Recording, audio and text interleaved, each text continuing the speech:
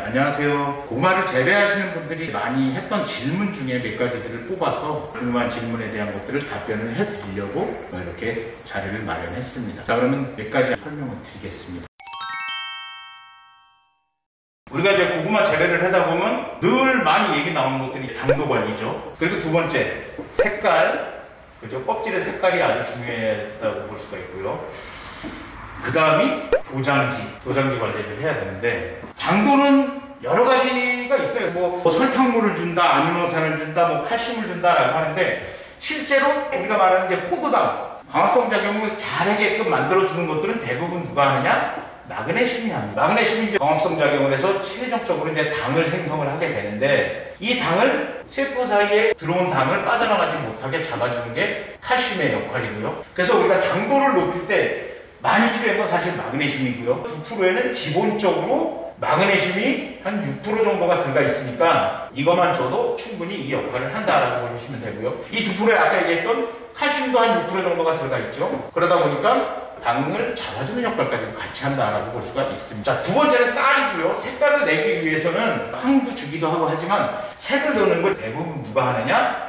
미량요소들이 그 역할을 많이 해요. 그래서 항상 미량요소를 중요시 해야 되는데, 2%에는 질소, 인산, 가리가 있고, 그리고 마그네슘이라든지 황이라든지 또는 칼슘이 들어가 있고, 즉 미량요소가 같이 들어가 있어요. 그러다 보니까 2%, 한 포가리가 이런 모든 것들을 충족을 할 수 있는 그런 형태의 비료로 구성이 되어 있다고 볼 수가 있습니다. 자, 그리고 그 다음에는 도장지를 잡기 위해서 장마기 전서부터 45일 이후서부터 시작해서 마그네슘과 인산가리 TK하고 미량원소를 가지고 25마리당 보통 1kg씩, 요거는 한 반병 이런 식으로 혼용을 해서 농약 줄 때나 지속적으로 공급을 해주면 도장지 꽂는 것들은 어느 정도는 잡을 수가 있다. 즉 질소가 많으면 도장지를 많이 뻗게 되는데, 이 패턴들은 질소는 공급을 안 하고 인산, 가리, 미량원소를 공급해줌으로써 도장지 잡는 것, 즉 절간을 짧게 만들어주는 역할을 한다고 볼 수가 있습니다.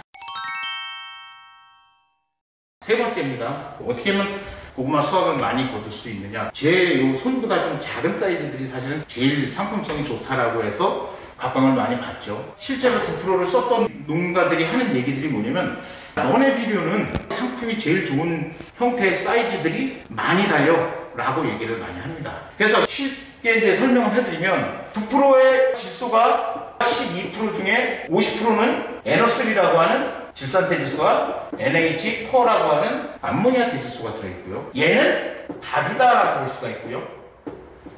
얘는 쌀이다라고 볼 수가 있어요. 작물이 볼 때. 그래서 초반에 고구마가 뿌리를 내리고 뻗는 상태에서 주변에 이렇게 질소 성분, 즉 답이 많다고 하면 초반부터 먹을 게 많다라고 고구마가 생각을 하기 때문에 일단은 조금 많이 달게 됩니다. 그리고 나서 암모니아태가 다시 질산태로 변형이 되면서 조금씩 밀어주다 보면 일단 많이 다른 상태에서 사이즈들을 이렇게 키우게 된다는 거죠. 그래서 2%는 이렇게 되는 게 아니라 바로 먹을 게 있다 보니까 많이 자식을 달게 되는 거고, 결과적으로 수확량하고 연결된다라고 볼 수가 있습니다.